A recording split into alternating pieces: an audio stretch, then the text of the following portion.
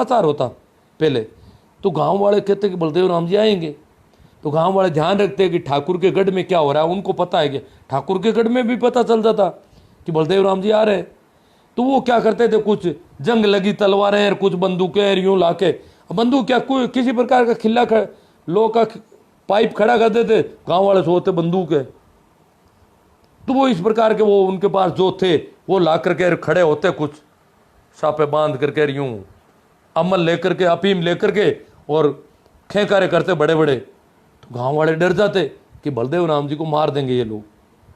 तो गांव वाले चोरी छुपे जाते, ईद गांव से आएंगे, पैदल ही भागते उनके सामने और जाकर कहते बाप जी हमारे गांव में मत चलो। बलदेव राम जी ने क्या क्या बात है कि नहीं नहीं आपने मार दे, आप मरिया पर माँ के अंदर हो जी, आप अगर मर गए तो फिर तो हमारे कुछ रहेगा नहीं। और गांव में हमारे इस प्रकार तैयारी हो गई है, वो सारे इकट्ठे हो गए हैं और मार देंगे आपको। फिर भी बलदेव राम जी नहीं रुकते, वो सामने ही जाते। हालांकि बलदेव राम जी के पास भी बंदूक होती थी और बंदूक भी उनकी थी स्पेशल थी, वो ऐसी बंदूकें उनके पास थी नहीं और वो डरते भी नहीं थे। तो वो सारे खेकारे करने वाले भी बलदेव राम जी आ जाते तो अंदर घुस के बैठ जाते थे, चू ही नहीं करते थे। कहते हैं कि गांव में कोई बलदेव राम जी के दरी बिछाने की व्यवस्था बहुत कम गांवों में, कोई खालसा गांवों में होती थी, दरी नहीं बिछाते थे। पानी पिलाने की व्यवस्था नहीं करते थे। गांव में से कोई चरी में पानी ले जा करके भाई बलदेव राम जी को पिला दूं तो ठाकुर के पास पैसी पड़ेगी तो लेने के देने पड़ जाएंगे। किस आदमी ने बलदेव राम जी की मीटिंग में पानी पिलाया। मीटिंग को सुनने आते थे, वो भी कहते हैं उनके सामने मुंह नहीं रखते थे, इधर दूर से जैसे कोई दूसरा काम कर रहे हैं, और इस प्रकार उनकी बातें सुनना चाहते थे कि वो कहते क्या है, उनकी बातें सुननी है, उस प्रकार काम करना है, इस प्रकार वो बातें सुनना चाहते थे। तो ऐसी मीटिंगें होती थी, बाद में बुलाते थे ठाकुर और परेशान करते थे लोगों को। ये इस प्रकार का सा माहौल था। फिर बलदेव राम जी ने मृत्युभोज का भी कहते, बच्चे पढ़ाने का कहते, किसान छात्राओं से भी शुरू हो गई थी उस समय तक, वहाँ बच्चों को भेजने का कहते, सारे वो उनकी तरफ से। और मृत्युभोज बंद करो, दूसरे जो काम कहते, मेरे दादाजी मुझे बताया करते थे, वो कहते थे बलदेव राम जी कहते थे हर काम अपने हाथ से करो, जैसे कटिंग करनी है तो खुद की कटिंग खुद कर लो, जो भी काम करना है अपने हाथ से करो। और इस प्रकार ये बंदे बंदा ये धंधे सभी छोड़ दो। जो कोई कहता मैं खाती हूँ, कोई नहीं, काम प्रत्येक तरह का काम प्रत्येक व्यक्ति को करना है, बंदे बंदे ये धंधे नहीं। और ये जो परंपरागत धंधे है ये घाटे के घर, नए धंधों की तलाश करनी है, ये धंधा छोड़ना पड़ेगा तुम्हें और हाथ से काम करो। और किसी भी प्रकार का काम हल्का और भारी नहीं होता है, ये नहीं है नीची जाती रहो। उन्होंने कहा मुझे बताओ मरा हुआ जानवर, मैं डाल के बताता हूं आपको। तो मेरे दादाजी कहते थे बलदेव राम जी इस प्रकार के देते थे कि मरे हुए जानवर को मैं डाल दूंगा, पर लोग उनको बताते नहीं थे। मरा हुआ होता गांव में जानवर तो भी उनको नहीं बताते थे कि बलदेव राम जी हाथ लगा देंगे उसके, इतने लोग यूं।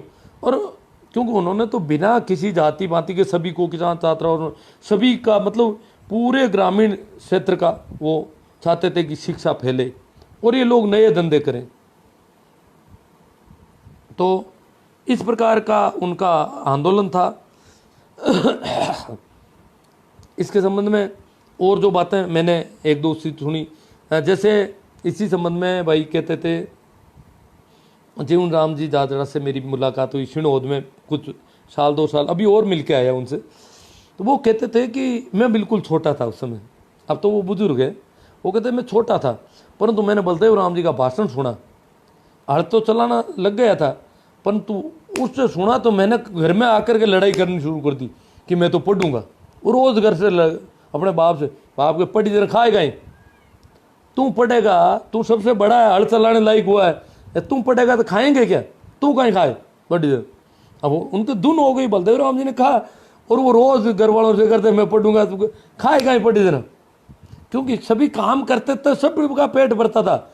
एक भी आदमी काम, औरत बच्चे बच्चियां सभी लोग काम करते थे तब जाके सबका पेट भरता था, अन्यथा तो पेट भरने का प्रश्न नहीं था। इतना शोषण था बुरी तरह से, जागीरदार का शोषण, मंडी फंडी का शोषण, चारों ओर से शोषण था। तो इस शोषण के बीच में सभी लोगों को काम करना पड़ेगा। तो वो कहते थे, फिर उन्होंने, मैंने कहा और क्या सुना आपने बलदेव, कि बलदेव राम जी ने एक बात गलत कह दी। क्या? कि बलदेव राम जी ने कहा कि मेघवाल थोड़े दूर बैठे थे, मीटिंग के पास में नहीं थे। तो बलदेव राम जी ने कहा, वो वहाँ क्यों बैठे हो, क्या बात है? कि जरा गाँव वालों ने कहा कि ये तो मेघवाल है, आ जाओ आप मेघवाल हो तो क्या फर्क पड़ता है। फिर वो आए नहीं डर के मारे, क्यों आज मैं बैठा हूँ, आज आप मंदिर में घुस सकते हो, सब बराबर है। ये बात बलदेव राम जी ने कही तो वो जीवन राम जी को भी ठीक नहीं लगी। उन्होंने कहा ये बात तो उन्होंने गलत कही। तो मैंने कहा फिर मेघवाल आए, कि मेघवाल तो थोड़ी सी जगह छोड़ी उन्होंने, थोड़ा बहुत तो आगे पीछे हुए, परंतु ज़्यादा इधर नहीं आए। और मंदिर में वो गांव वालों की आंखें देख ली उन्होंने। मैंने कहा तो यहाँ तो मेघवाल काफ़ी संख्या में है। तो वो कह नहीं, इतनी हिम्मत उस समय मेघवालों की नहीं हुई। और गांव वालों ने कह भी दिया कुछ एक ने तो धीरे धीरे कि ये तो अभी चले जाएंगे, बाद में गांव में रहना है। तो इस प्रकार मतलब इतना उनका वो था कि बिना किसी भेदभाव के इस प्रकार लोग रहे। मुझे बीच में भटक रहा हूँ, थोड़ा थोड़ा इधर उधर हो गया। खियूसर वाली जो घटना था उसको थोड़ी वापस कह देता हूँ। खियूसर में उन लोगों को बहुत, श्री राम जी सो को बहुत प्रताड़ित किया, बहुत दुख दिया गया। इसी प्रकार खियूजी लकारा थे, खियूसर के लकारा जाति से थे, वो भी खेती करते थे। लकारा सारी जातियाँ खेती करती थी, लाख में कोई कमाई नहीं थी इतनी, तो लखारा थे। तो खियूजी लखारा को, वो भी श्री राम जी की तरह ही दबंग थे बड़े। और खियूसर गांव में ठाकुर के सामने बोलने की हिम्मत रखते थे। तो ठाकुर करे क्या? गांव में ये तो बेइज्जती होती है कि ठाकुर साहब के सामने बोल रहा है, जबान लड़ा रहा है, सामने देखना भी खराब होता है, बोल रहा है। तो कहते हैं कि खियूजी लखारा को खाट में डाल करके, बांध करके, खाट के दोनों ओर पैर बांध के आकला के धोरों में डलवा दिया गया। और श्री राम जी सो को खियूसर की किले की जेल में डाल दिया गया। वहाँ से श्री राम जी सो कैसे भी करके निकल गए, दीवार फांद के कैसे करके निकले वो। और उनको बहुत, खियूजी को भी बहुत यातना दी, उनको तो दी। तो जैसे तैसे उनको वहाँ से निकलवाया खियूजी लकारा को। वो कैसे खोले, कैसा हुआ। फिर उन्होंने, खियूजी और श्री राम जी गए जोधपुर बलदेव राम जी के पास और कहा कि इस प्रकार हमें परेशान करते हैं। तो उन समय दरबार का न्यायालय था, अंग्रेजों का अलग न्यायालय था। तो वहाँ मुकदमा हुआ उन पे। बलदेव राम जी उनको कह रखा था इन लोगों को कि आपको कहीं भी जागीरदार परेशान करता है, गाँवों में जाके कहते थे अगर जागीरदार आपको इस प्रकार के लाग बाग और परेशान करता है तो आप मुझे बताओ, इस जागीरदार को जेल में डाल दूंगा मैं। ये बात कहते थे, इतनी हिम्मत थी उनकी। तो खियूसर ठिकाने के खिलाफ उन लोगों ने मुकदमा कर दिया। कहते हैं कि खियूसर ठाकुर को जेल हो जाती उस मुकदमे में, क्यों? उनके पास कोई नहीं था। अत्याचार तो उन्होंने किया था, जुल्म किया था, ये बड़ी मजबूती से अपना पेश कर रहे थे। बलदेव राम जी उनके साथ थे। और कहते हैं कि गांव वाले अभी भी नारवाग लोग थे। श्री राम जी सो जो है पैदल जाते थे, अपनी रात को ही रोटियां बांध करके जोधपुर पहुंचना है। और खियूजी ये लोग पैदल जाते थे, पेशी होती थी। उधर खियूसर ठाकुर साहब की जीप एक बार कहते हैं श्री राम जी के पास से निकली, क्यों श्री राम जी तो पहले दिन रात को निकलते थे तो जोधपुर के नज़दीक पहुंच गए थे। और ये तो जीप से आए थे, तो ये तो ये कच्चे रास्ते ही थे। तो कहते हैं कि ठाकुर ने अपनी जीप रोकी, रोक करके श्री राम जी सो को कहा कि श्री राम केस है तो है, मुकदमा है तो है, बैठ जा गाड़ी में। श्री राम ने कहा कि श्री राम हिंदी बोलते थे, गांव वाले कहते पढ़े लिखे नहीं थे, फिर भी हिंदी की कोशिश करते थे। श्री राम पीछे नहीं बैठता, बैठूं तो आगे बैठूं बराबर की सीट पे, और नहीं तो जाओ। अब बराबर तो दरबार ठाकुर कैसे बिठाए? और श्री राम जी नहीं बैठते उस गाड़ी में। एक बार रोकी थी, मतलब श्री राम नहीं बैठे उस गाड़ी में। और इस प्रकार इन परिस्थितियों में उन लोगों ने मुकदमा लड़ा, और मुकदमा वो जीतने के करीब थे। कहते हैं कि ताड़ावास के एक खाती को खियूसर ठाकुर ने पटा लिया अपने पक्ष में गवाह बदलवाने के लिए, अन्यथा वो केस में जेल हो जाती उनको। और खाती को कहते हैं एक रात में एक पोल और 2 कमरे और इस प्रकार एक गड्ढे टाइप का, जैसे ठाकरों की पोल होती थी वैसी पोल बना दी एक रात में। ताड़ावास में कहते हैं एक रात में बनाएगी वो, वहाँ झूठी गवाही बदलने के लिए। और उसकी वजह से उनकी जेल बची। वैसे मुझे बताया कि एक मोड़ी के खाती थे, उनको बलदेव राम जी ने कहा कि आज़ादी के बाद कहा कि आज़ाद हो गए, इन ठाकुरों की ज़मीन नहीं है, अब तुम अपनी खेती करो और खेत में जो अनाज होता है अपने खेत घर ले जाओ, जितनी खेती चाहो करो, और अनाज जितना भी होता है घर ले जाओ, किसी को देने की जरूरत नहीं है, देश आज़ाद हो गया, जागीरदारी समाप्त हो गई, जागीरदारों का राज नहीं रहा, दरबार का भी राज नहीं रहा, इसलिए आप तो अनाज जो है घरों में ले जाओ। पर लोग तो डरते थे, मतलब आज़ाद होने के कई वर्षों बाद तक कई गांवों में अनाज ठाकुर के लोग ले लेते थे। तो कहते हैं कि वो बलदेव राम जी ने एक कागज़ दे दिया किसी को कि ये मैं लिख के देता हूँ, आप अनाज ले जाए। वो कागज़ में क्या था, वो कोई पैम्पलेट टाइप का था। तो वो कहते हैं कि एक खाती के पास वो कागज़ था, और मोड़ी गांव के लाटे वो कणवारिया खड़े थे, लोग खेतों से जोत के आए अनाज से भर कर के गाड़ियाँ, और डर था कि ठाकुर के गढ़ के सामने से तो निकल नहीं सकेंगे, दूर से रास्ते से निकल करके वो गांव में घुसना चाहते थे। ठाकुर के आदमियों ने घोड़ियाँ लेकर के वहाँ आ गई। बोले कहाँ जा रहे हो? कैसा आप करने आवा? तो फिर अनाज ले जाओ पहले कोर्ट में। अरे पूरा अनाज बिना लाटे कैसे ले आ गए? तो वो कहते वहाँ एक खाती ने एक कागज़ दिखाया उनको कि वो बलदेव राम जी दियो कागज़ लिखिड़ो। तो कणवारी डर गए, वो भी अनपढ़ थे, खाती भी जानता नहीं था कागज़ में क्या लिखा है, वो भी डर गए और वो भाग खड़े हुए, और वो सारा अनाज गांव में चला गया। ऐसी भी कहानी मुझे किसी ने बताई कि वो खाती ने ऐसा कागज़ दिखाया और कागज़ से वो डर गए कि बलदेव राम जी का कागज़ है। उनको भी पता था कि देश तो आज़ाद हो गया है, तो हम तो यूं ही दादागिरी से कर रहे हैं सारा काम। तो ये इस प्रकार के मामले थे। वो उन्होंने मुझे बताया एक दो बातें, और मेरे पिताजी भी दादाजी भी कहते थे बलदेव राम जी, वो मोड़ी वाले जो मांगीलाल जी कह रहे थे, वो उनके कहने की ढंग अलग था। उन्होंने अभी थोड़े दिनों पहले उन्होंने कहा कि बलदेव राम जी ने कहा कि खेती करना छोड़ना पड़ेगा आपको, दूसरे धंधे पकड़ोगे तब प्रोग्रेस होगी, विकास तब होगा जब प्रत्येक व्यक्ति पढ़ेगा और खेती का काम छोड़ोगे तो आप आगे बढ़ोगे, नहीं तो आगे लोग कहते देखो माँ तो खराब हुई डी साहब को, खेती को काम कर छोड़ जन आगे की कर बदा, खेती छोड़ दे जन पर भूखा मारा मर जा।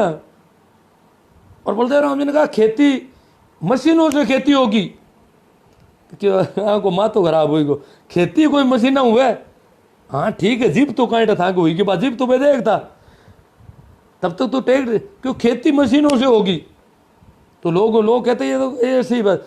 जैसे हमारे पड़ोस में बलदेव राम जी का ससुराल है, मेरे बिल्कुल पड़ोस के गांव में, डेरू गांव में बलदेव राम जी का ससुराल था। और डेरू जब भी हम जाते हैं, मैं तो साइकिल से भी पैदल भी जाता था, तो बीच में हमारे दोनों गांवों के बीच में बलदेव राम जी ने एक प्याऊ बनाई थी। उस जमाने में बलदेव राम जी की पत्नी ने बनाई थी, ऐसा बताते हैं। वो पत्थर की प्याऊ बनी हुई है, बाद में उसका शायद रिनोवेशन करवा दिया होगा। वो वहाँ पर 4 गांवों के रास्ते आते हैं और चारों ही गांव 5-5, 6-6 किलोमीटर दूर है वहाँ से। तो वहाँ पर वो तब हमें याद आता है ये बलदेव राम जी, क्योंकि बलदेव राम जी का डेरू में ससुराल था। तो डेरू के लोगों से मैंने पूछा कि बलदेव राम जी आपके गाँव में आते थे तो क्या कहते थे, क्योंकि बलदेव राम जी का ससुराल था वहाँ पर। जो माडी बाई है वो डेरू की रहने वाली थी। तो बोले कि हमारे तो क्या है कि बूढ़ियों को, बूढ़ा आदमी है उनको बात कहते थे थोड़ी बहुत, पर वो लोग जो है, मैंने कहा भाई आपका गांव मौसर में सबसे आगे चल रहा मृत्यु भोज में, जबकि बलदेव राम जी इसके खिलाफ थे। कि वो बलदेव राम जी तो कहते थे पर लोग बलदेव राम जी की ये बात तो मानते नहीं, दूसरी बातें भी ज़्यादा नहीं मानते थे कि बलदेव राम जी यूँ ही करे।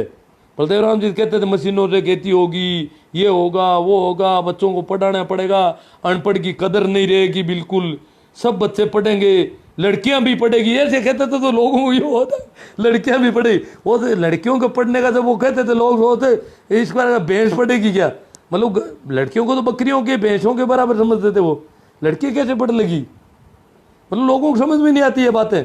इस प्रकार की बहुत प्रोग्रेसिव बातें वो कहते, और उनमें वो कहते थे ये और सब बातें तो उनकी हो गई जैसा उन्होंने कहा, ज़्यादा ही हो गई। पर एक बात वो उन्होंने कहा कि ये ज़मीन आपके पास ज़मीन नहीं रहेगी, वो नहीं हुई अभी, वो अभी होनी है। भूमि अधिग्रहण वाले आ गए हैं, व्यापारी शिकंजा कस रहे हैं देश की सत्ता पर, और धीरे धीरे वो ज़मीन निकल जाएगी हाथों से। किसानों के। वो एक काम बाकी है, वो बता रहे थे, मांगीलाल जी कह रहे थे और तो बलदेव राम जी की सब बातें सही हुई पे क्यों जमी थांगन कौन रे वेली, थांगन जमी छोड़े लगोन लोग। मारवाड़ी में अच्छा लगता, पर हो सकता है कुछ लोगों को समझ में कम आए तो ये कुछ बातें हो सकता है मेरी छूट गई हो, कुछ हो गई हो, जितनी करना चाहता था काफ़ी बातें हो गई है शायद।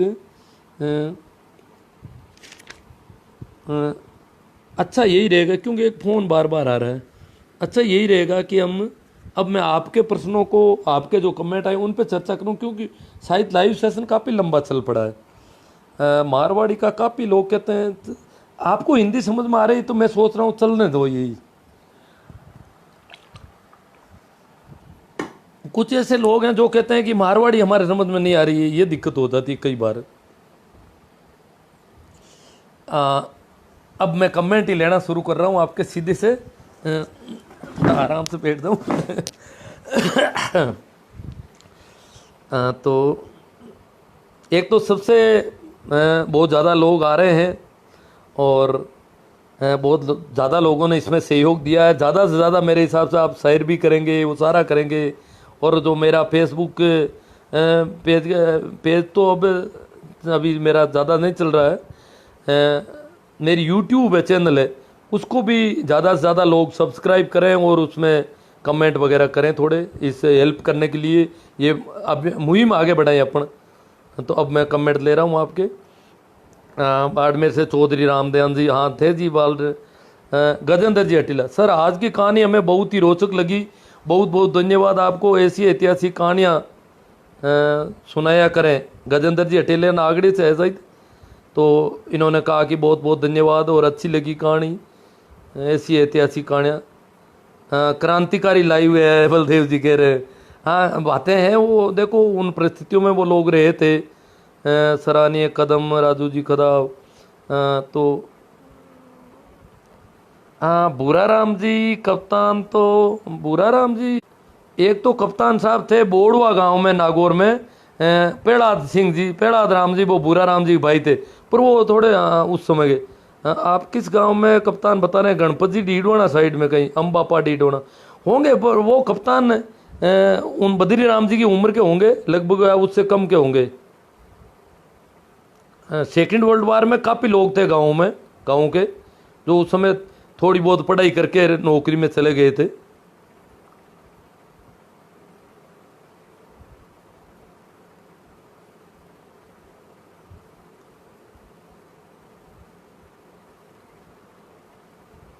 कमेंट कोई नेमी जी सोमड़वाल, आज किसानों के बच्चे कांवड़िया बनकर घूम रहे हैं, इनको पढ़ाई से कोई मतलब नहीं है, अजी हिंदू बनाने की बीमारी हो गई इनको, इन्होंने पता वो ये सोच रहे हैं कि हम हिंदू हो गए हो तो हम अच्छे हो जाएंगे, और ये मुसलमानों के खिलाफ भड़काया गया, ईसाइयों के खिलाफ, मुसलमानों के खिलाफ, सिख और जैनों के बच्चों को भी इस प्रकार खराब कर रहे हैं।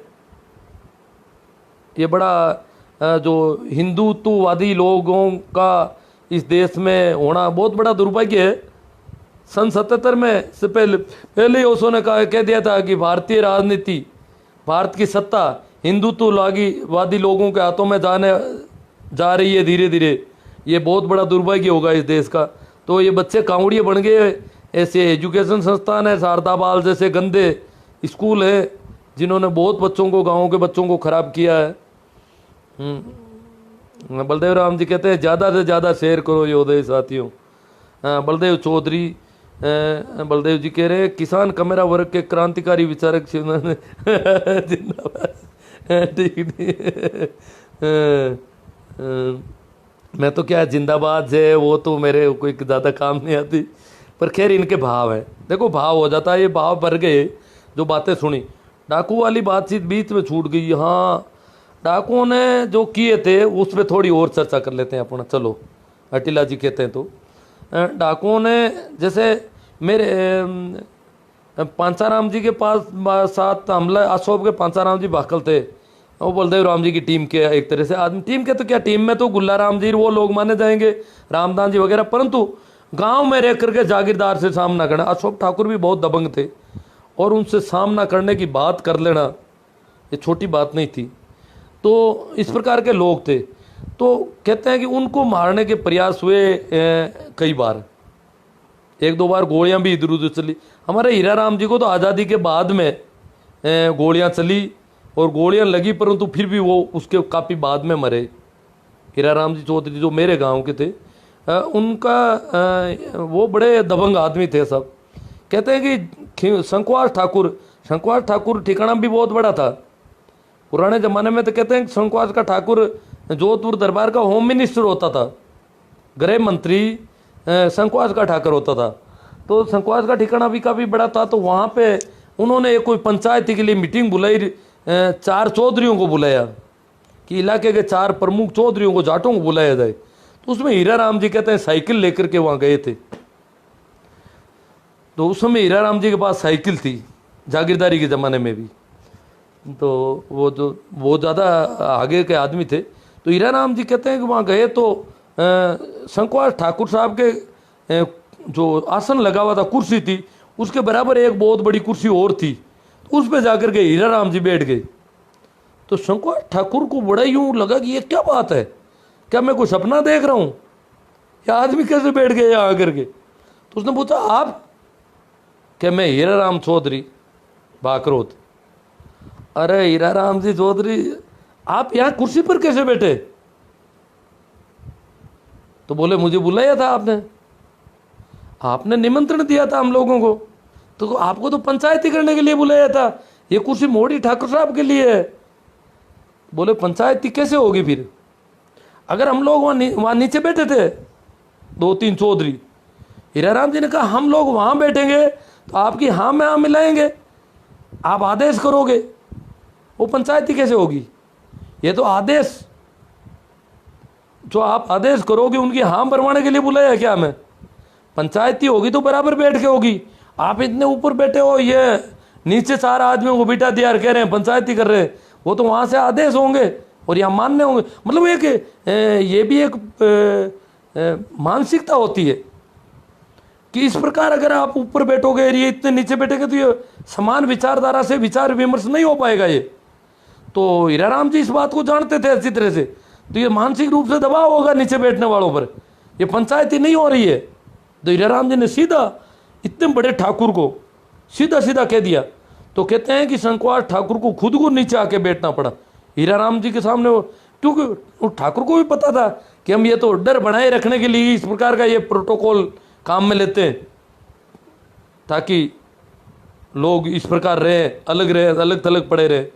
तो इस प्रकार का मामला था। और भी कुछ बातें करेंगे बाद में, देखो कुछ मैं देखता हूँ लंबा हो गया सेशन।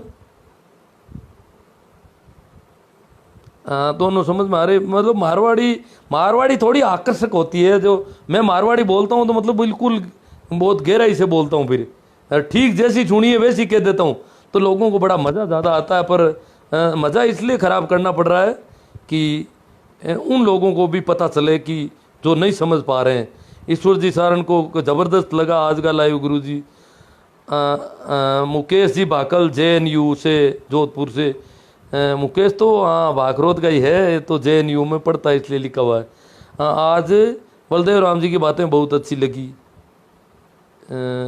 चलो, रेवंत राम शिला, महिला को बराबर का दिलाने व बाबा साहब का अहम योगदान। बाबा साहब तो उन्होंने संविधान बनाया था, तो संविधान बनाने में जो आदमी थे तो वो तो बाबा साहब का तो रोल है ही, पूरा संविधान उन्हीं का रोल है। हालांकि बाद में देखो किसानों को जमीन दिलाने में बलदेव राम जी का बहुत बड़ा आज एक जाति के पास जमीन है। जमीन कहाँ थी? जमीन का अगर देखो आप अचरज करोगे, जमीन पहले सिर्फ राजपूतों के पास थी। आज़ादी से पहले सिर्फ राजपूतों के पास जमीन थी मारवाड़ में।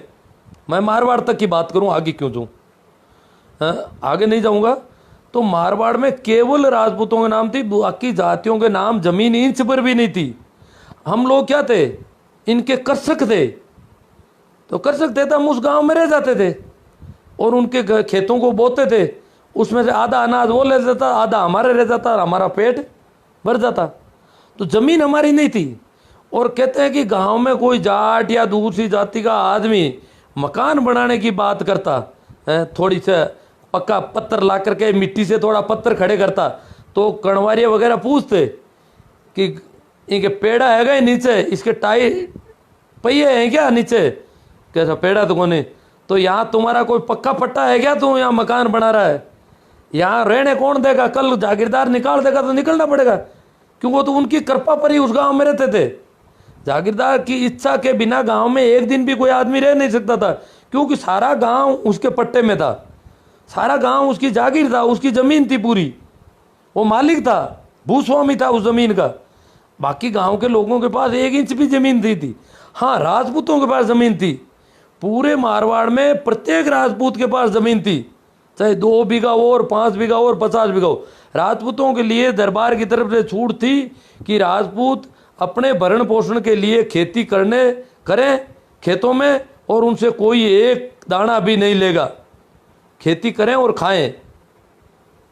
तो राजपूतों के लिए अलग जमीन थी, परंतु बाकी किसी जाति के लोगों को अलग जमीन नहीं थी। हाँ, जागीरदार 90% से ज़्यादा राजपूत थे, 90 से क्या थे, 95% से ज़्यादा राजपूत थे, और बाकी के जो 5% थे उसमें चारण थे, काफ़ी राजपुरोहित थे, ब्राह्मण थे। ये 3 जातियाँ और जागीरदार थी।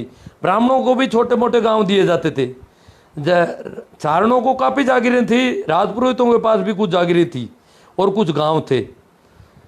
जाटों के पास मेरी दृष्टि में, बहुत ज़्यादा लोग सुन रहे हो, आप पता होगा, सिर्फ 2 ही जागीरें थी, कुचेरा के मिर्दा और भाखरोद के मिर्दा। कुचेरा के मिर्दा के पास मिर्जास गांव था और भाखरोद वालों के पास डूडीबास गांव। ये भू मालिक थे। जाट केवल 2 ही जाट थे जो इनके पास ज़मीन थी खुद की, बाकी किसी जाट के पास ज़मीन नहीं थी। और कोई मिर्दा हो जाटों में कहीं हो तो मैंने सुना नहीं, बाड़मेर में या नागौर में, कहीं पूरे मारवाड़ में नहीं सुना। ये 2 ही जाटों के घर है, जो वो तो राड़ गोत्र के जाट थे और भाखरोद वाले भाकल हैं। ये इनकी गोत्र अलग है, मिर्दा कोई गोत्र नहीं है। ये इन लोगों के पास जागीर थी जमीन। भाखरोद में जागीरदार के अलावा दूसरे मिर्दा के पास भी एक ज़मीन थी, उसका नाम, उसको क्या कहते थे, भोम।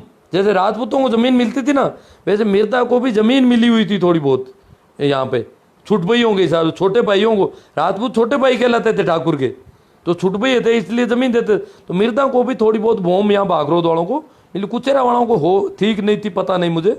इनको साडोगण में कोई ज़मीन मिली हुई थी।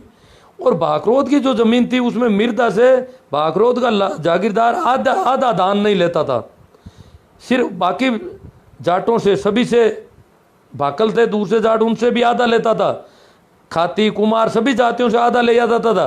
राजपूत तो अपनी अलग ज़मीन थी, उनसे तो कोई ले ही नहीं सकता। और मिर्दा से 1/3 लिया जाता था। मिर्दा के लिए छूट थी। मिर्दा गोत्र जो जाट थे, जिनको दरबार की तरफ से मिर्दा की पदवी थी, उनको छूट थी। तो ये ज़मीन का मामला ऐसा था कि मारवाड़ की सारी ज़मीन राजपूतों के नाम थी।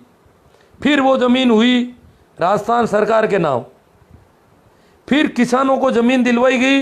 ये बलदेव राम जी मिर्दा के जाने के बाद में कुंभाराम जी आर्य और बलदेव राम जी भी किसान सभा का जो विलय किया गया था, किसान सभा थी, राजस्थान किसान सभा बन गई। तो जो मारवाड़ किसान सभा थी वो बाद में राजस्थान किसान सभा बनी, और उस किसान सभा का विलय कांग्रेस में किया। तो नेहरू जी से इस बात का समझौता हुआ कि ये ज़मीन जो है किसानों को दी जाएगी, जो किसान ज़मीन बोता है वो ज़मीन उसको मिलेगी। तो हमें ज़मीन दिलाना, शिक्षा दिलाना, सारा सब कुछ जितना करना था वो संघर्ष। बलदेव राम जी संघर्ष नहीं करते थे, क्या फ़र्क पड़ता। उनका बेटा लंदन में पढ़ रहा था, रामनिवास जी बैरिस्टर होकर के आए थे लंदन से पढ़ के, तो उनको कोई कमी नहीं। वो नहीं चाहते कि क्यों जागीरदारों से लड़े। जगह जगह बंदूकें लिए लोग आते थे, उनको मारने की बातें होती थी, परंतु उनके दिल में दर्द था हमारे प्रति कि इन लोगों को मैं अधिकार दिला दूं, इनको ज़मीन दिलाऊं, इनको शिक्षा दिलाऊं। ये पीड़ा थी उनके। आज के नेताओं की तरह नहीं थे बलदेव राम जी, ऐसा मत समझना आप। आज के नेता जो इधर उधर होटलों में बिकते फिर रहे हैं या खरीदते फिर रहे हैं, ऐसे नहीं थे। उनके वास्तव में दर्द था। उन्होंने एक एक बच्चे को पढ़ाने के लिए इतना दर्द लिया था, इतना संघर्ष किया था, उनसे संघर्ष करना पड़ता था। जहान हथेली में रख करके वो जिंदा रहे थे। डाबड़ा कांड सुना होगा आपने, कितने किसानों को मार दिया गया वहां पर। तो इस प्रकार ये कंडीशन थी।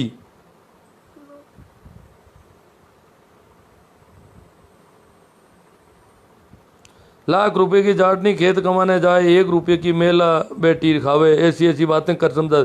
हाँ, बलदेव राम जी कहते थे कि लाखिणी है जाटनी, जगी तो खेता में दुख पावे, भूखा मरे, और मेला बेटी खावे, रोटियां बा खावे, कमावे आ खावे बा। तो इस प्रकार समझाते थे लोगों को।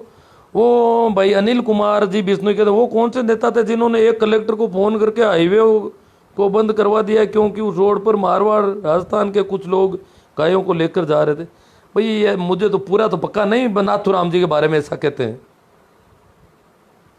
कि उन्होंने ऐसा किया। यार कोई कलेक्टर डरपोक था तो उसने हाईवे को ही बंद कर दिया। ईश्वर राम जी सारण कहते हैं, बलदेव राम जी की बातें मेरे दादाजी भी सुनाया करते थे। तो इनके दादाजी तो माने हुए सरपंच थे उस इलाके के, काफ़ी समझदार आदमी थे, ज़्यादा जानकारियाँ थे उनके पास काफ़ी, यहाँ इस इलाके के समझदार लोगों में थे। अमरा राम जी सरपंच। कैलाश जी ताड़ा खाते गांव, आपकी बात अच्छी लगी। कैलाश ताड़ा तहसील खाते गांव, जिला देवास मध्य प्रदेश। अब जो देवास मध्य प्रदेश से जो सुन रहे हैं उनको मारवाड़ी में दिक्कत आ जाती है। ये लोग ताड़ा है गए हुए यहाँ से हो सकते हैं, परंतु अब इनको मारवाड़ी समझ में नहीं आती है, क्योंकि जब ये पूरा का पूरा वहाँ पर दूसरे लोगों के साथ दूसरी भाषा सीखनी पड़ती है वहाँ। अनिल कुमार बिश्नोई थे कौन, हो सा हिंदू हो या कोई और? नहीं भाई, हम तो नहीं है हिंदू वगैरह कुछ भी, हम तो आदमी है केवल। जाट कह सकते हो हमें आप।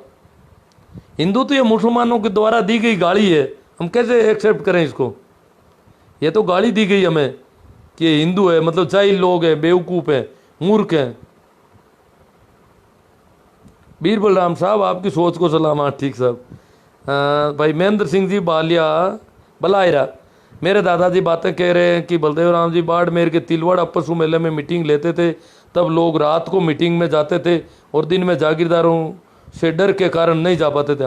रात के अंधेरे में पहचान, वहाँ तो लाइटें तो होती नहीं थी, रात के अंधेरे में पता नहीं चलता कौन गया और कौन नहीं गया। ज़्यादातर मीटिंगें ऐसी रात में लेते थे बलदेव राम जी। तिलवाड़ा पशु मेला पहले भर गया था, हालांकि 2004 सम्मत 2004 में नागौर का पशु मेला भी शुरू। तिलवाड़ा और परबतसर का पशु मेला सबसे पुराने पशु मेले मारवाड़ के या राजस्थान के समझ लो आप।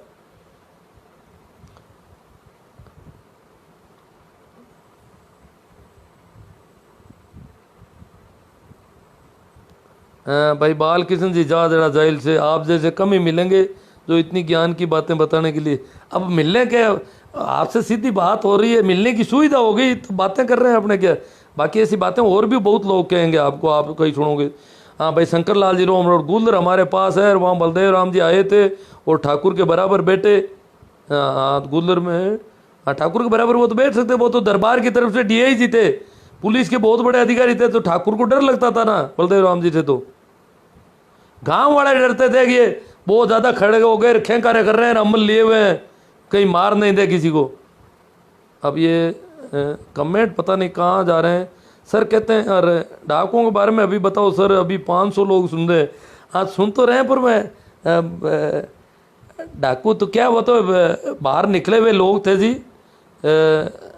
लूटा भी था, जैसे मेरे पड़ोस में गांव लूटा था, मेढ़ास गांव छोटा गांव था, और मेढ़ास और इधर ये कालियास ये कुछ गांव है, काली ज़मीन थी और बहुत अधिक पैदावार होती थी, बहुत ज़्यादा पैसे वाले गांव माने जाते थे।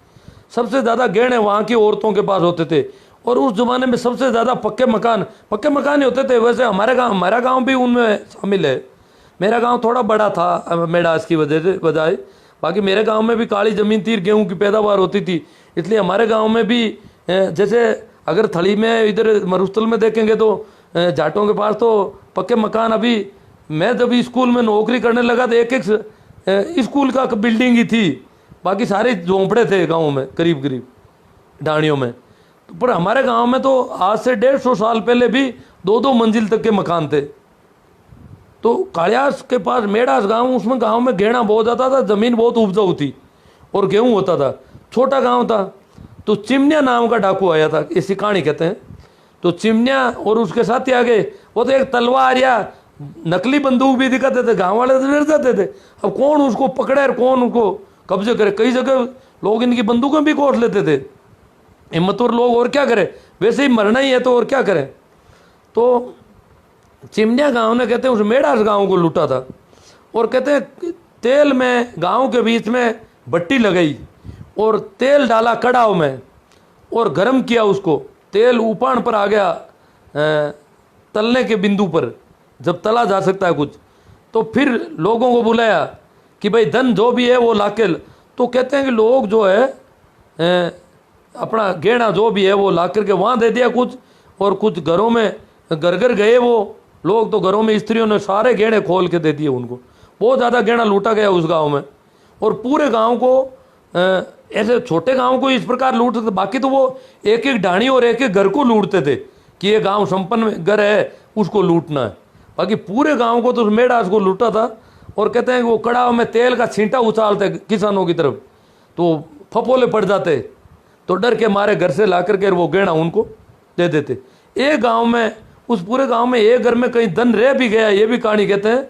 वो क्या है कि वो थैली भरी हुई कहीं भूल गए किसी के घर में, उनको भी ध्यान नहीं रहता था कितना इकट्ठा किया और कितना नहीं किया।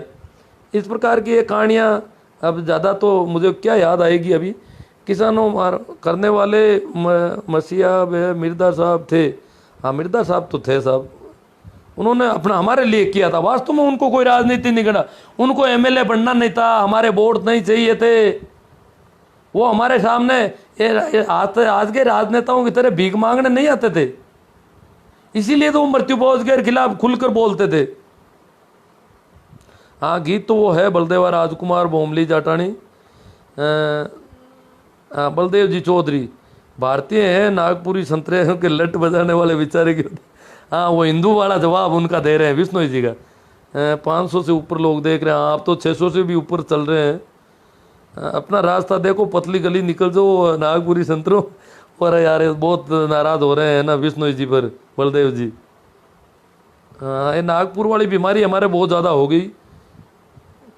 मेरे यहाँ नेटवर्क समस्या क्या है, बीच में फ़ोन आ रहे थे शायद, अब नहीं है।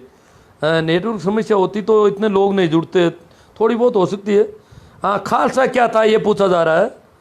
खालसा उस गांव को कहते थे जिसमें जागीरदार नहीं होता था और उसका रेवेन्यू दरबार के पास जाता था सीधा जमीन का। कहानियाँ हैं, जैसे एक गांव खालसा है तो लोग क्या करते थे, खालसा गांव के में जो अपनी पैदावार होती थी उसको रात को गाड़ियों में भर के चोरी करते थे किसान, गाड़ियों में भर के। और नहीं खालसा गांव में क्या करते थे, खालसा गांव में फ्री था खालसा गांव तो वहाँ तो पैसे देने पड़ते थे। जागीरदार के गांव का जो था वो खालसा गांव में रख देते थे। जागीरदार के गांव में पैदावार होती थी, जागीरदार यहाँ रहता नहीं, रखवाली रात को चोरी छिपे। हालांकि जागीरदार भी छापे लगाते थे अनाज पर, खलियान होते थे तो रोज शाम को जागीरदार के आदमी खलियानों में जाते और वहाँ पर काली राख होती थी, राख से छापा लगाते थे ताकि उस खलियान में जो अनाज पड़ा है उसको छेड़ेंगे तो छापा बिखर जाएगा। तो किसान पूरी रात अपने छापे को रुकालता था कि छापा कोई दूसरा बिकार देगा तो दर्द हो जाएगा भारी, इसलिए वो एक तरह से उसमें छाप लगाते थे पूरे अनाज के और छाप कर जाते थे रोज शाम को। फिर परंतु कुछ जगहों पर जागीरदार ढीले थे या जागीरदार ब्राह्मण थे या चारण थे, वो थोड़े ढीले थे। जहाँ भी ब्राह्मण चारण जागीरदार थे या जागीरदार किसी दूसरे गांव में रहता था और वहाँ नहीं रहता था, तो वहाँ के किसान क्या करते, रात को अनाज छापा तो लगता नहीं, छापा नहीं लगता तो वो धान ले जा अनाज ले जा करके गाड़ी में और दूसरे खालसा गांव में ज़मीन खेत रखते थे अपने।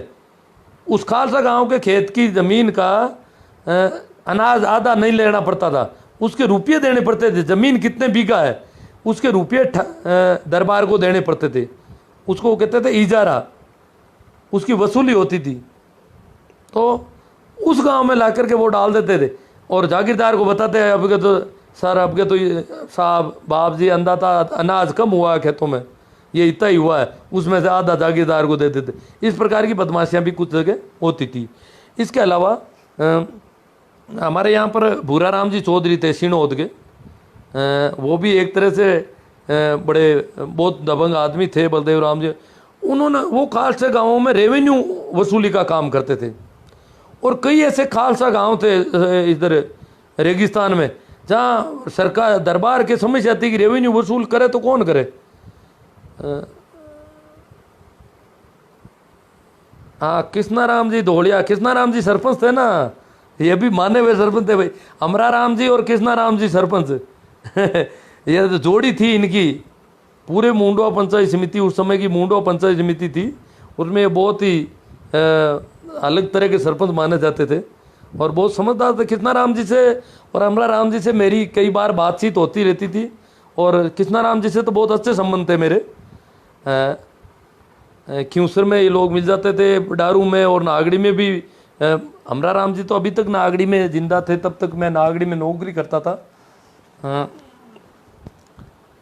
तो मतलब मुझे सिणोद के लोग बताते हैं कि भूरा राम जी रेवेन्यू वसूली करने, जागीरदारी सिस्टम को जानते थे बहुत ज़्यादा, और वो सारा कैसे डेकोरम करना है, कैसे प्रोटोकॉल रखना अपना। कहते हैं भूरा राम जी जब घोड़ी लेकर के चलते थे तो आगे 2-4 आदमी पैदल दौड़ते थे ताकि आगे लोग डर जाए। तो इस प्रकार का डेकोरम करके उस गांव में, जिन गांवों में वसूली नहीं हो रही थी, उन गांवों से वसूली करके ले आए। वो 2-4 एक आदमी को, कमजोर को लाके बिठा दिया, बोला बेटा रे खेत तेरे बाप के है क्या, और साथ में सिणों से कुछ आदमियों को साथ ले गए कि जरूरत पड़े तो मार दो। एक आध जगह एक आदमी को मार भी दिया लोगों ने, मर गया इनके हाथों से मारपीट में। फिर उन पर मुकदमा हुआ, उसमें भी उन्होंने कहा कि ये तो सामने हो गया, बोले दरबार को मैं कुछ नहीं मानता, तो यूं करके दरबार के वहाँ मुकदमे में भी उनको छूट हो गई। तो इस प्रकार ये खालसा गाँव का ये सिस्टम था। सिणोद भी खालसा गाँव था। हाँ, डाकिया को मिर्दा बोला जाता है, इन्होंने जवाब दे दिया भाई पोखरमल जी ने। डाकिया, मिर्दा नाम जो है डाकिया का पर्यायवाची है, डाक का काम ये मिर्दा लोग करते थे। इसके अलावा इनको जागीर भी दे रखी थी, और अपने गांव के जागीरदार से इनको छूट मिलती थी कई चीज़ों की। मोहन सिंह जी कुलरिया कहते हैं बलदेव राम जी पर मुझे गर्व है। सुखाराम जी डोडवाड़िया, मुझे आज पहली बार आपके विचार सुनने का मौका मिला है। हाँ, ज़्यादा लोग जुड़ गए इसलिए आज ज़्यादा लोग जुड़ रहे हैं। भंवर सिंह जी, राम राम साहब भाई साहब, आपका लाइव देखकर बहुत अच्छा लगता है। राजेंद्र जी सिया को, हाँ ये तो रेगुलर सुनने वालों में है। सुखाराम जी, कुछ दिनों से मैं सुना नहीं रहा था लाइव, कुछ टेक्निकल प्रॉब्लम आ रही थी, पता नहीं आज चल गया लग रहा है।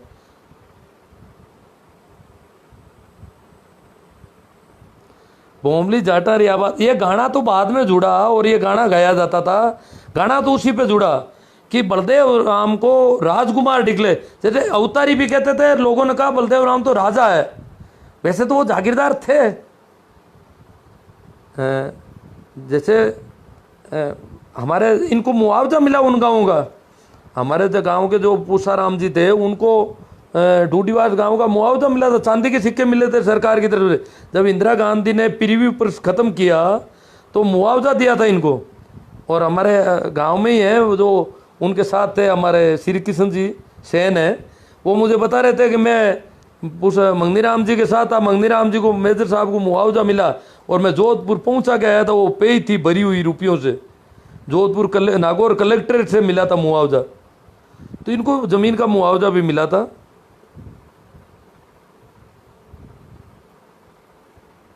तो भोमली जाटा रही तो जमीन जाटों को मिली और बलदेव को राजकुमार। भोमली का मतलब है भूमि, भूमि जाटा।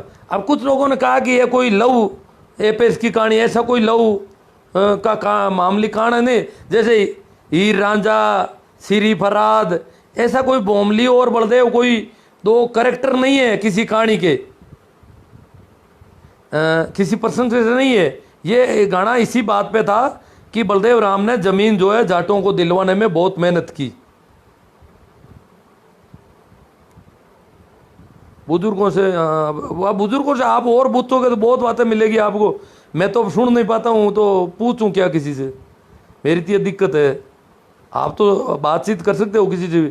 राजेंद्र जी, युवा आजकल के युवा जाट पता नहीं किस गलतफहमी में शिकार हैं, जो बोलते रहते हैं कि मिर्दा ने हमको बर्बाद कर दिया। देखो बलदेव राम जी मिर्दा को तो कुछ कहा नहीं जा सकता, वो तो बिल्कुल कोई वोट नहीं, उनको आपने चुनाव हराया है।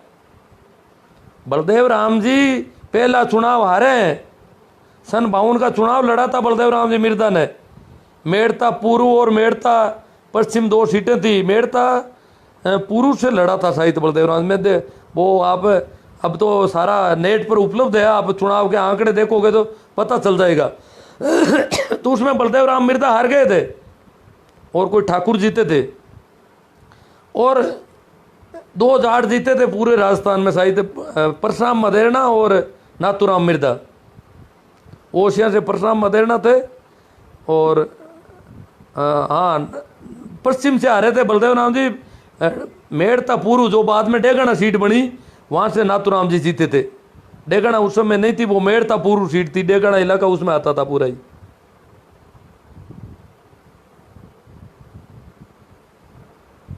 तो बलदेव राम जी को कोई चुनाव नहीं लड़ना था, सिर्फ दर्द था उनके दिल में हमारे प्रति।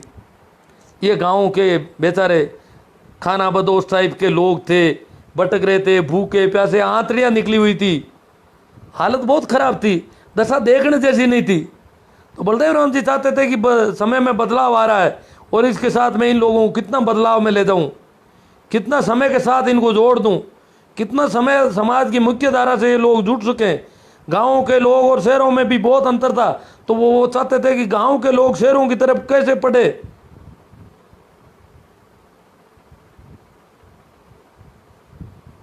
हाँ खालसा डायरेक्ट दरबार के अधीन में आ जाता था, हाँ सही है।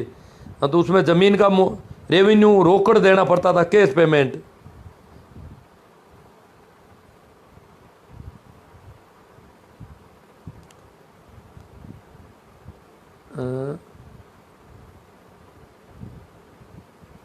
सुरेश मेघवंशी किसी का जवाब दे रहे हैं, बलदेव जी के अलावा चांदना पड़ा है जलमिया। हाँ मंजीत गोदारा, हमारा गांव जोधपुर में तनावड़ा है, बुजुर्ग कहते हैं कि हमारा गांव खालसा था। हाँ खालसा था, तो जो गांव खालसा था वहाँ ज़मीनें कम है, वहाँ क्यों ज़्यादा लोग आके बस। खालसा गांव में जागीरदारी जुल्म नहीं थे, इसलिए जागीरदारों से परेशान होकर के कई लोग बस जाते थे, इसलिए ज़मीन कम मिलती थी लोगों को, उस ज़मीन से ही गुजारा करना पड़ता था।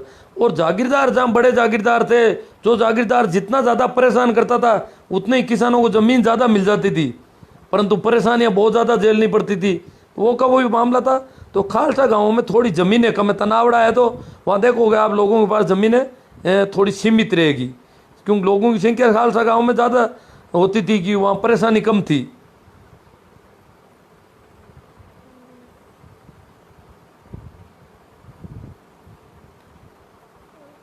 हाँ बिगोड़ी देनी पड़ती थी, जो बिगोड़ी नहीं दे पाता था उसको उस ज़मीन से बेदखल कर देते थे। हाँ सही है, जमीन तो ठाकुर की थी, वो सीधी दरबार की थी। खालसा गांव की जमीन किसी एक आदमी को पट्टा नहीं दे रखा था।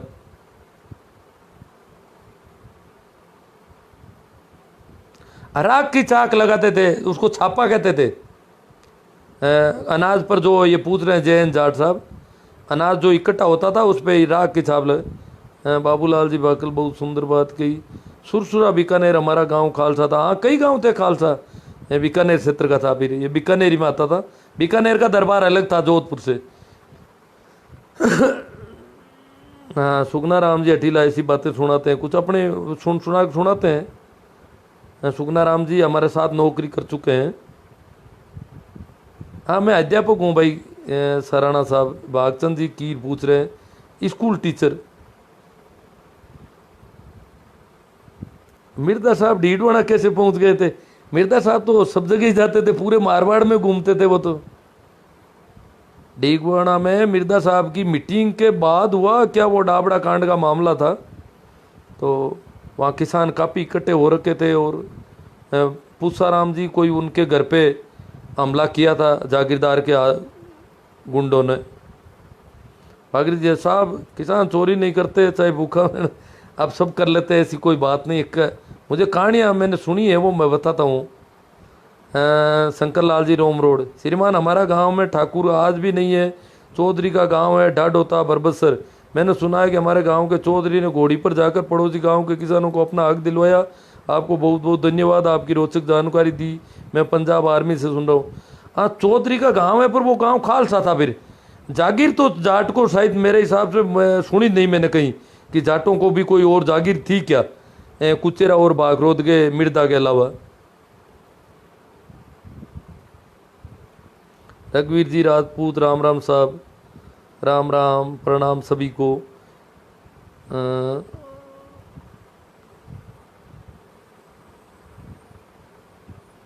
इस तरह जन जागरण करते रहो। रोज ही मैं तो काफ़ी बातें कर रहा हूँ। आज तो बलदेव राम जी की पुण्यतिथि थी तो मैंने कहा इस पर अपन बात कर लेते हैं।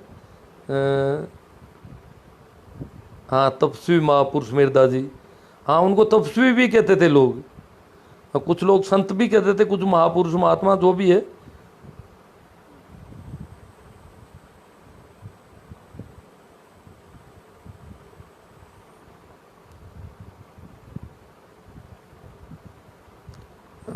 और कोई देख रहा हूँ मैं, जय नारायण व्यास और बलदेव राम जी मिर्दा एक साथ। हाँ जय नारायण जी व्यास तो स्वतंत्र रूप से आंदोलन चलाते थे।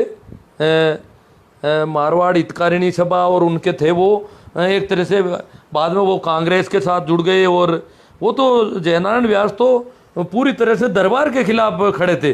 बलदेव राम जी को दरबार से थोड़ा रखना पड़ता था, दरबार की नौकरी। बाद में उन्होंने इस्तीफा दे दिया तब वो उनके साथ हो गए थे। इस्तीफा देने से पहले जय नारायण जी व्यास से उनके संपर्क जरूर थे, परंतु जय नारायण जी व्यास जो है स्वतंत्र रूप से स्वतंत्रता सेनानी थे।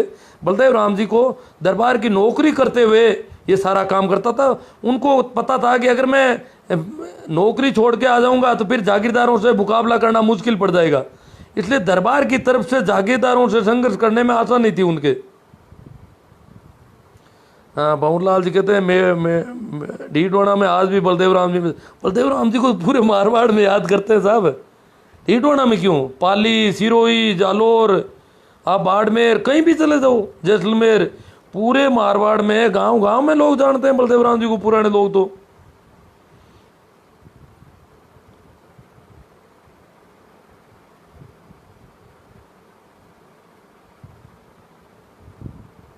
हाँ विजय सिंह जी पत्तीकर, कईयों के नाम आ रहे हैं, सभी क्रांतिकारी लोग थे।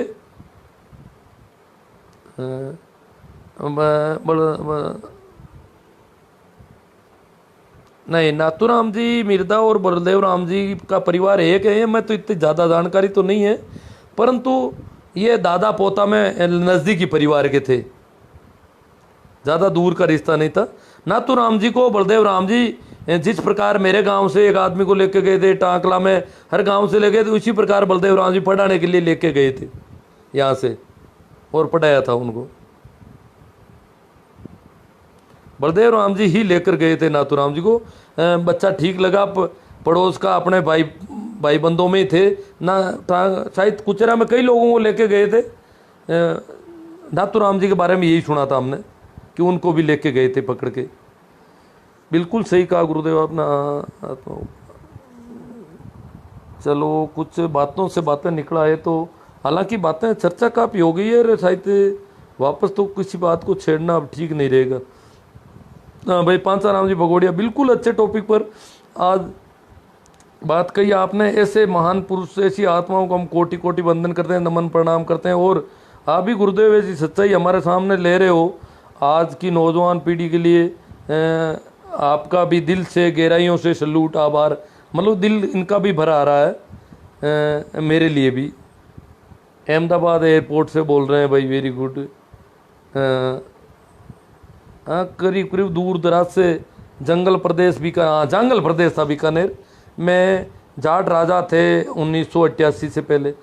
हाँ देखो जंगल प्रदेश में नेहराजी गोदारा थे, वो बहुत पुरानी बातें हैं। उस समय एजुकेशन वगैरह, ये जो मैं अभी आज़ादी के पास की बातें कर रहा हूँ, जब पढ़ाने की बातें कर रहा हूँ, उस समय अनपढ़ भी राजा थे, सारे राजा लोग भी अनपढ़ ही थे।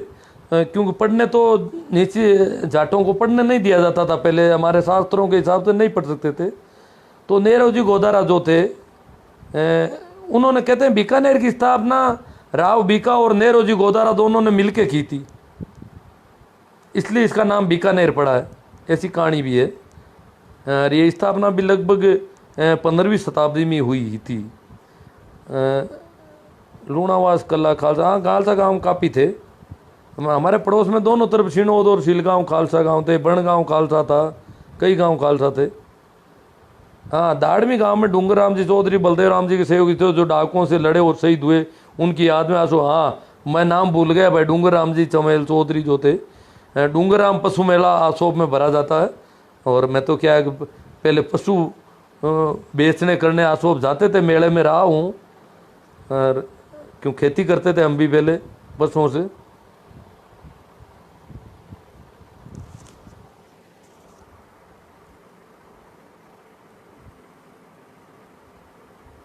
बी आर मिर्जा के एहसान हमने नहीं, उन्होंने एहसान नहीं किया है, हम नहीं चुका सकते।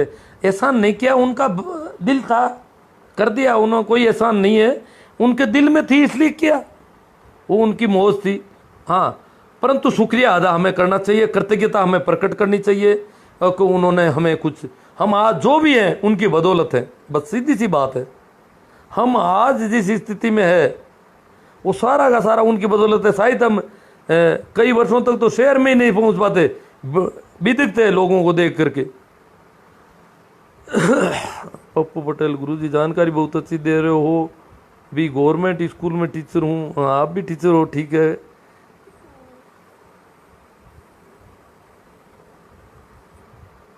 आज कमेंट ज़्यादा है, शायद सारे कमेंट तो दे ही नहीं पाऊंगा। आज पहली बार आपके लाइव को बलदेव राम जी जानकारी सुनी, बहुत अच्छी लगी। राजू राम जी कदा आपकी रोचक जानकारी मैं कभी हर एक लाइव में कहीं कुछ आती रहती है। लंबा लाइव सुने कौन इतना लंबा, क्यों लंबा ज़्यादा खिंच जाता है, शायद डाटा भी खत्म हो जाते हैं कई लोगों के शाम को इस समय। मेरा ये जानकारी के लिए धन्यवाद वाले हैं ज़्यादातर तो, और कोई भी मैं सोच रहा हूँ कोई ऐसी क्वेरी और जिसको छेड़ना ज़रूरी हो तो लेते हैं। हाँ भाई, सुक्काराम जी डोडवाड़े, अम्बी की डीडवाणा से, सर कभी पधारो सा डीडवाणा गुरु जी। अरे साहब, मैं तो सुनता नहीं हूँ, करूँ क्या बातचीत तो होती नहीं है कहीं भी जाऊँ तो। खैर, आपकी बहुत अच्छी बात है, स्वीकार है, और जाता तो हूँ डीडवाणा, कई बार गया हूँ। देखो, मिलने का संयोग हुआ तो मिलेंगे। पांचू राम जी भगोरिया, आप बहुत अच्छा संघर्ष कर रहे हो, हम दिल की गहराइयों से आपके संघर्ष को सैल्यूट करते हैं। हम आपकी भावनाओं के साथ हमेशा खड़े मिलेंगे गुरुदेव। पांचू राम जी तो बहुत हमेशा खड़े मिलेंगे भाई। मैं कई तरह की बातें करता हूँ, पता नहीं कभी कभी आपकी गाड़ी नहीं फिसल जाए, क्योंकि मैं तो अपने आप से एक तरह चाय जैसी शुरू कर देता हूँ। खैर, जो भी है आपके भाव है। भवनलाल जी धाइल भीलड़ी गुजरात से बोल रहे हैं। भीलड़ी इंग्लिश वाले तो टाल ही दूँ, क्योंकि उन्हें मुश्किल होती है। हाँ, दाड़मी के एक चौधरी को महेंद्र जी वाला, वो डूंगर राम जी चौधरी थे दाड़मी के।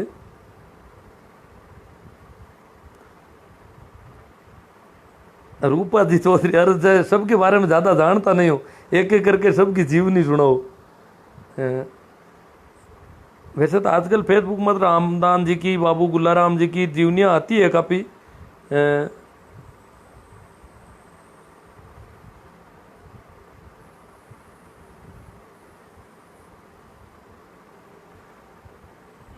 कोटि कोटि प्रणाम, ये तो सब प्रणाम, नमस्कार। चलो, जो भी है, आप लोगों ने आज बहुत अच्छा सहयोग दिया, और शायद आज तो मेरे हिसाब से 15,000 से ज़्यादा लोग सुन रहे होंगे, व्यू हो गए होंगे।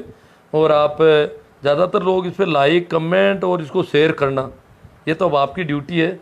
और साथ ही मेरे जो यूट्यूब चैनल है उसको सब्सक्राइब करना। सब्सक्राइब करने से उसका प्रसारण बढ़ता है, तो इसमें कंजूसी नहीं बरतें आप, सब्सक्राइब ज़रूर करें। यूट्यूब चैनल का नाम ही शिवनारायणी नानिया, यही नाम है जो मेरी आईडी का है। और आज दिन में भी कई पोस्ट हैं, मैंने लिंक डाले हैं, ये स्टेटस पोस्ट में नीचे लिंक डालता हूँ, तो कुछ तो उस पोस्ट को पढ़ के ही उस पर कमेंट करते हैं। जिनको पता है वो लिंक क्लिक करते ही यूट्यूब पर मेरा संबंधित वीडियो आता है। तो वैसे वीडियो भी आप देखें और उसको सब्सक्राइब कर रहे हैं, और इस प्रकार ये आपका भी सहयोग होगा। आप देखो, आज हम वो सस्ते में मीटिंग हो रही है हमारी बीच में। बलदेव राम जी को कितनी मेहनत करनी पड़ती थी, कैसे मीटिंग होती थी, आज हम साथ बैठे हैं। और इसमें भी बलदेव राम जी का योगदान, मैंने कहा ना, मैं जिस किसान छात्रावास में रहता था वो उन्हीं की देन थी, और जो व्यवस्थाएं उन्हीं की जगाई हुई जोत थी। नहीं तो जब मैं पढ़ने गया तब तक उस स्वरूप तक वो नहीं पहुंच पाती। उन्होंने तब पौधा लगाया, तब ये वट वृक्ष बने, इतने बड़े बड़े किसान छात्रावास बने। ठीक है, तो एक बार आप सबको प्रणाम, नमस्कार, राम राम।